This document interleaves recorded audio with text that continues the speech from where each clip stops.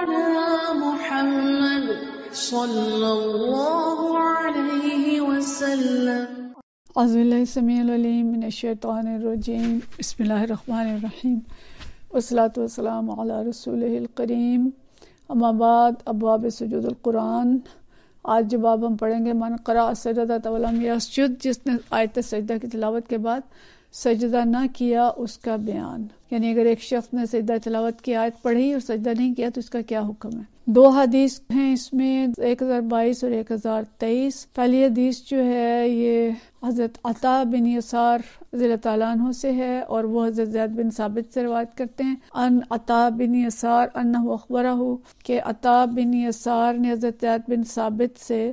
سوال کیا، انہ سأل زید بن ثابت، کہ میں نے سوال کیا حضرت زید بن ثابت سے، فزعم انہ قرأ النبی صلی اللہ علیہ وسلم والنجم فلم یسجد فیہا۔ اچھا، اب یہ حضرت زید بن ثابت سے پوچھ رہے ہیں عطا بن یسار سورہ نجم کے سجدے کے بارے میں، تو انہوں نے فرمایا کہ انہوں نے نبی صلی اللہ علیہ وسلم کے سامنے سورۃ نجم کی تلاوت کی تو آپ صلی اللہ علیہ وسلم نے اس میں سجدہ نہیں کیا۔ اور اگلی حدیث جو ہے 1023، دونوں کو ہم اکٹھا پڑھ لیں پھر آگے بات کرتے ہیں۔ یہ بھی حضرت عطا بن یسار سے وہی والی حدیث ہے، تھوڑے سے الفاظ کے فرق کے ساتھ۔ عن عطا بن یسار عن زید بن ثابت، عطا بن یسار زید بن ثابت رضی اللہ تعالیٰ عنہ سے روایت کرتے ہیں، قال قرأت علی النبی صلی اللہ علیہ وسلم والنجم فلم یسجد فیہا، کہ میں نے نبی صلی اللہ علیہ وسلم کو سورہ نجم پڑھ کر سنائی تو آپ نے اس میں سجدہ نہ کیا۔ اچھا، اب یہ تو ہم پیچھے پڑھ چکے ہیں، سورہ نجم پہ نبی صلی اللہ علیہ وسلم نے سجدہ کیا۔ اب یہاں پہ جو بات آتی ہے کہ جو اس پہ فقہ حنفیہ والے کہتے ہیں، امام ابو حنیفہ یہ کہتے ہیں کہ سجدہ واجب ہے، اور امام شافعی اور دیگر ائمہ جو ہیں اس کو سنت قرار دیتے ہیں۔ تو اس میں ان کا استدلال امام شافعی کا یہ ہے کہ سجدہ تلاوت چونکہ واجب نہیں ہے، اگر واجب ہوتا تو سورہ نجم کی اس آیت کے بعد نبی صلی اللہ علیہ وسلم بھی سجدہ کرتے۔ اور امام ابو حنیفہ کے جو فالوور ہیں وہ کہتے ہیں کہ اس کا مفہوم یہ ہے کہ سجدہ تلاوت واجب تو ہے لیکن فی الفور واجب نہیں ہے، یعنی اگر سن لیں تو اس کے بعد بھی کر سکتے ہیں، کہ فوری طور پہ سجدہ کرنا ضروری نہیں ہے، سجدہ بعد بھی ہو سکتا ہے، چاہے 1 دن بعد ہو، 2 دن بعد ہو، یا پوری عمر میں کسی بھی وقت ہو۔ تو ہو سکتا ہے کہ نبی صلی اللہ علیہ وسلم نے اس وقت سجدہ نہ کیا ہو اور بعد میں کر لیا ہو، واللہ عالم۔ لیکن ان احادیث سے پھر جو متفقہ مسائل نکالتے ہیں وہ ائمہ کرام نکالتے ہیں، جن کی تفصیل ہم پہلے پڑھ چکے ہیں۔ آگے باب ہے، باب سجدۃ اذا السماء انشقت، سورۃ اذا السماء انشقت میں سجدے کا بیان۔ تو اس میں جو حدیث ہے 1024 ہے، اور یہ حدیث ابو سلمہ بن عبد الرحمن بن عوف رضی اللہ تعالیٰ عنہ سے، عن ابی سلمہ، ابی سلمہ فرماتے ہیں، قال رأیت ابا ہریرہ قرأ اذا السماء انشقت فسجد بها، کہ میں نے حضرت ابو ہریرہ رضی اللہ تعالیٰ عنہ کو دیکھا کہ انہوں نے جب اذا السماء انشقت پڑھی تو انہوں نے سجدہ کیا۔ فقلت، تو میں نے کہا، یا ابا ہریرہ الم ارک تسجد، کہ کیا میں نے آپ کو سجدہ کرتے ہوئے نہیں دیکھا؟ یہ انہوں نے کہا کہ آپ نے سجدہ کیا اس پہ۔ قال لو لم ارى النبی صلی اللہ علیہ وسلم یسجد لم اسجد، کہ اگر میں نبی صلی اللہ علیہ وسلم کو سجدہ کرتے ہوئے نہ دیکھتا تو میں بھی سجدہ نہ کرتا۔ تو اس سے یہ بات پتہ چلتی ہے کہ سورۃ اذا السماء انشقت میں سجدہ ہے، جیسا کہ باقی جو ائمہ کرام ہیں ان کا مسلک ہے۔ حنفیہ شافعیہ کا مسلک ہے کہ اس پہ سجدہ ہے، لیکن یہ ہے کہ ظاہر سجدہ فی الفور ضروری نہیں ہے، جب بھی کر سکیں اس کو کر لینا چاہیے۔ اور بتائیے بات ذہن میں رکھے کہ جو سجدہ نماز کے درمیان آئے گا، سورت کوئی پڑھ رہے ہیں تو اس کو اسی وقت کرنا ہوتا ہے، اور اگر اس کو نماز پڑھنے کے بعد کریں گے تو ادا نہیں ہوگا۔ نماز کے دوران کی گئی تلاوت کا سجدہ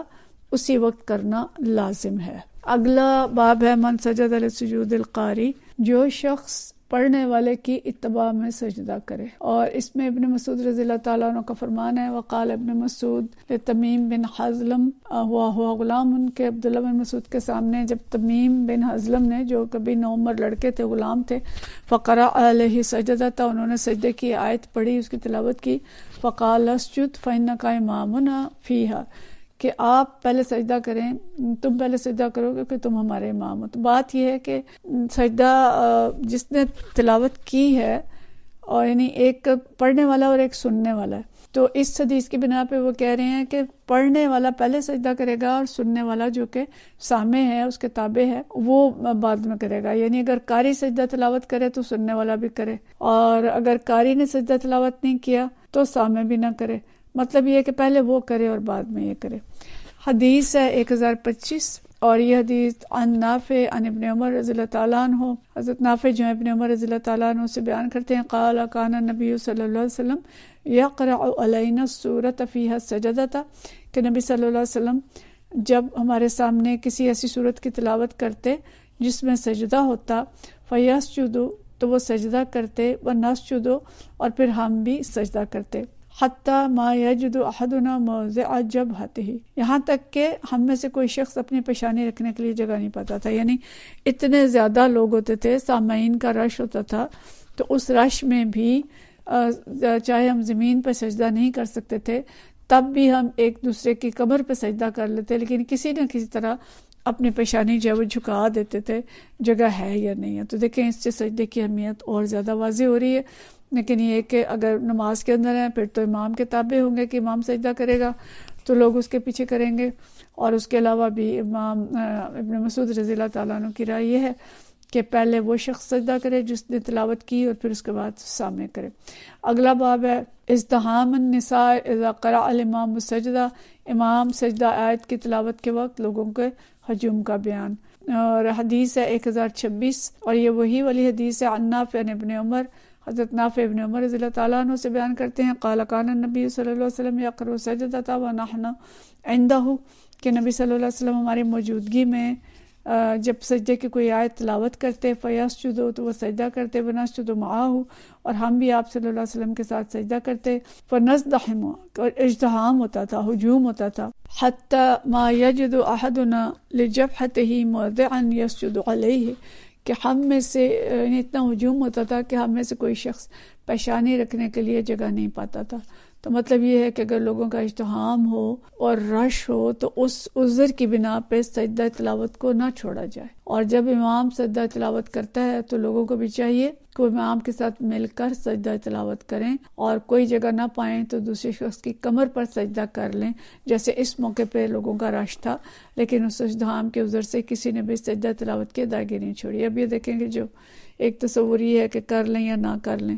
اور ایک تصور یہ ہے کہ اجتحام ہے، رش ہے، اور پھر بھی سجدہ نہیں چھوڑا. یعنی نبی کریم صلی اللہ علیہ وسلم اور صحابہ کرام کی سنت سے میں یہی مل رہا ہے کہ سجدہ جو ہے وہ ضرور کرنا چاہیے. تو اللہ تعالیٰ کبھی بھی ہمیں سجدے سے محروم نہ کرے، نماز کا سجدہ ہو یا تلاوت کا سجدہ ہو،